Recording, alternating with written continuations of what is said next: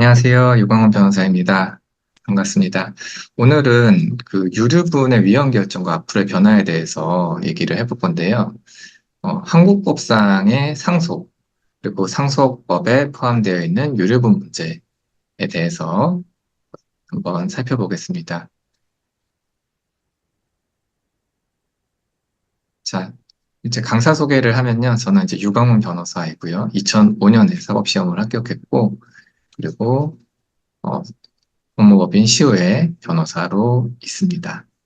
그리고 청년 후견인 지금 하고 있어요.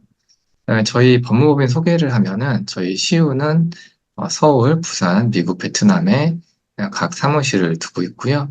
그리고 가사 업무를 포함해서 국제적인 업무를 많이 진행을 하고 있습니다.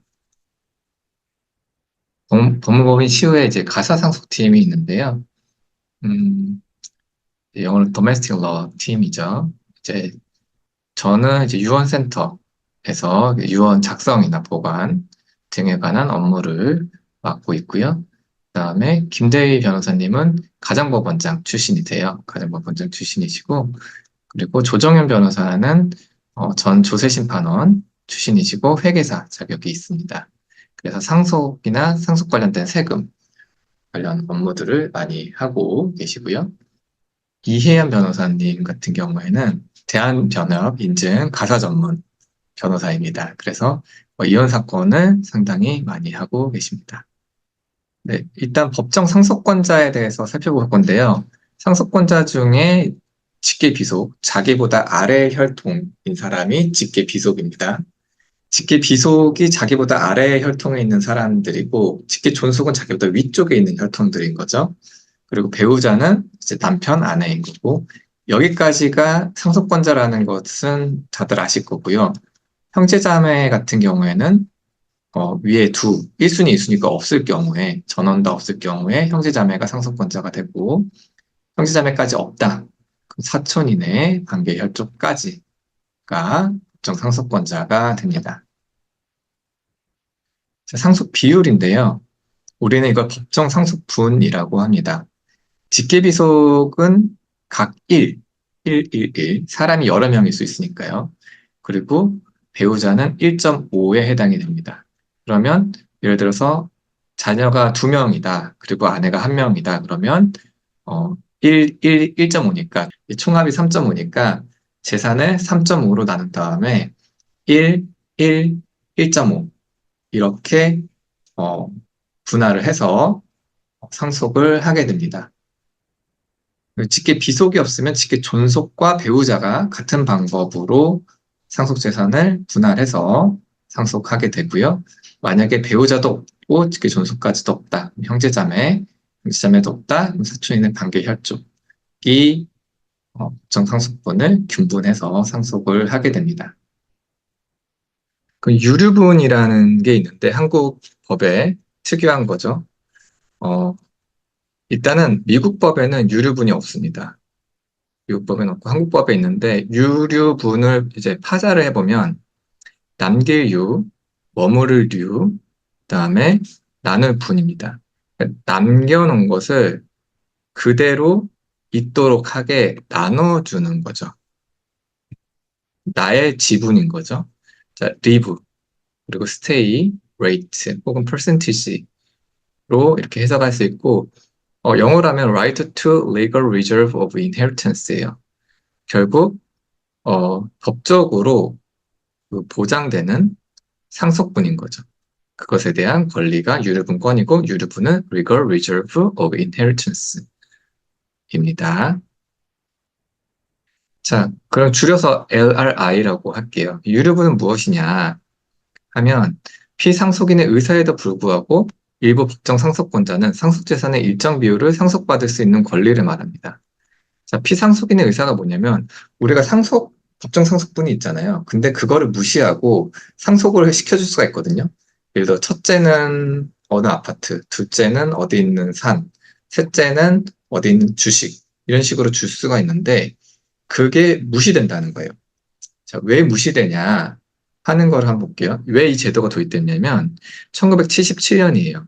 한 50년 전에 제정이 됐는데, 이렇게 제정이 된 이유는 옛날에는 아들한테만 재산을 주는 거예요, 사람들이.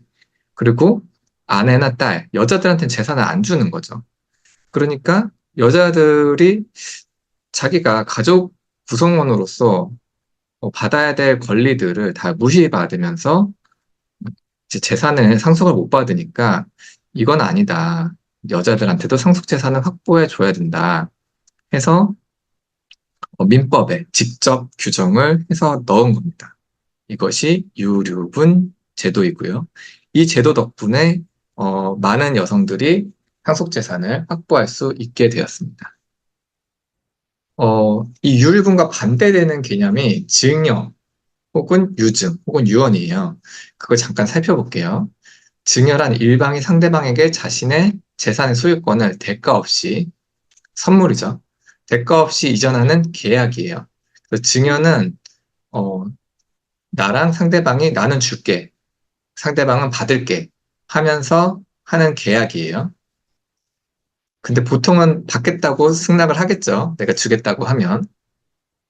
그 다음에 사인증여란 일방이 죽으면 재산을 증여하기로 하는 계약으로서 유증처럼 취급한다라고 했어요. 사인증여도 컨트랙트, 사인증여도 계약이긴 하지만 취급을 유증처럼 한대요. 유증은 뭐길래? 라는 걸 알아봐야 되겠죠? 유증은 뭐길래를 알아보겠습니다.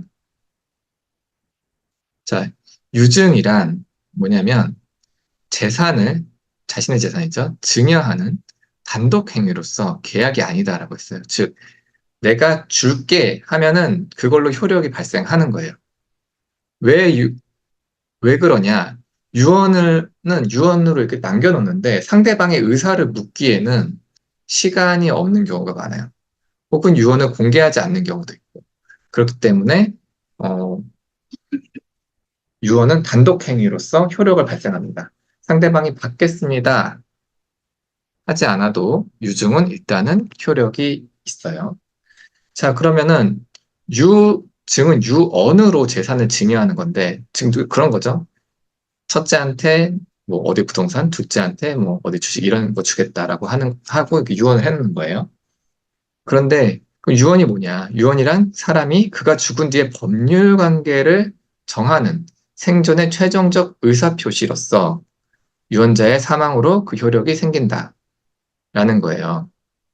그러면 우리가 엄마 아빠 감사했어요 하면서 아니면은 아내한테 그동안 당신 너무 사랑했어 하는 것은 민법상의 유언이 아니죠. 왜냐하면 법률 관계를 정하려는 의사 표시예요. 근데 감사해요, 사랑했어 하는 거는 법률 관계를 정하는 거랑 상관이 없기 때문에 민법상 유언은 아니게 되는 겁니다. 그러면 자, 유언을 했다. 그러면 유언자는 언제든지 이를 변경 또는 철회할 수가 있게 됩니다. 유언은 바꿀 수가 있어요. 여기도 문제가 살짝 있는데 그거는 지금은 안 다루고 다음에 보도록 하겠습니다. 자, 자, 유류분이 그러면 유언이랑 어떤 관계가 있느냐인데 유언이랑 증여 이런 것들은 그 망인 돌아가시는 분의 의사에 따르는 거잖아요.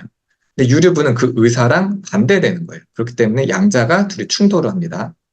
자, 그러면 어떻게 충돌하는지를 보겠습니다.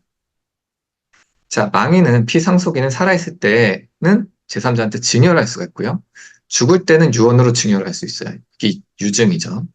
그런데 위와 같은 피상속인의 의사에도 불구하고 일부 법정 상속권자는 아까 나왔던 그 상속 순위 있잖아요. 거기 나온 상속권자는 증여재산 혹은 유증의 일부를 회수할 수가 있어요. 그것이 유류분입니다.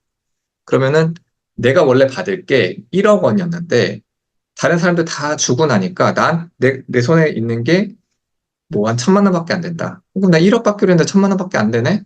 하면은 1억의 절반 5천만 원까지 내가 다른 사람으로부터 뺏어서 내 상속재산에 충당할 수 있다. 이게 유류분이에요. 이 방법을 통해서 아까 얘기했던 그 아내나 딸들이 상속재산을 확보할 수 있게 되는 거죠. 자, 그래서 상속인은 아까 그 상속권자들이라고 했죠. 상속인은 피상속인이 자신이 살아있을 때 증여한 재산 및 피상속인이 증여한 거, 그리고 또는 유언으로 증여한 자는 유증이죠. 에 대하여 일정 요건을 충족하면, 일정 요건은 그렇게 어렵지는 않습니다. 어렵진 않아요. 거의 충족을 해요. 하면 유류분 반환 청구로서 그 재산의 반환을 청구할 수 있다. 이렇기 때문에 유류분 반환 청구 사건이 상당히 많이 일어나고 있고, 반환에 성공을 하는 케이스도 상당히 많은 것이에요.